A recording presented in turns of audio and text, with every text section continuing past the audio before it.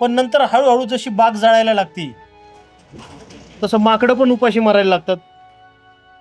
मग नंतर त्या माकडांना कळतं की आपण ज्या माणसाचा राग करत होतो ना, त्या माणसामुळेच आपलं पोट भरत होतं. त्या माकडांसारखीच आहे ना आपली अवस्था झाली आहे. आपण ज्या शेतकऱ्यांचे लचके तोडायला बघतोय ना, आपल्याला कळत नाहीये की त्यांच्यामुळेच आपल्या घरात खाणं येते, अन्न येते. आपला पोट भरणारा तो शेतकरीच आहे.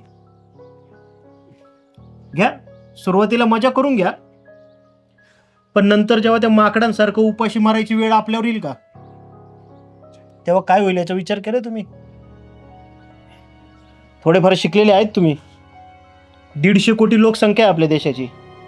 या देशात शेतकरी नाही ना राहिला तर आपली ऐपत आहे का बाहेरून अन्नधान्य खरेदी करायची? ज्यांच्यामुळे आपण पोट भरतोय, निदान त्यांच्याशी तरी नीट वागा. या ऑफिसमध्ये. माझं नशीब खराब की तुमच्याकडनंच मला ट्रेनिंग घ्यायचंय.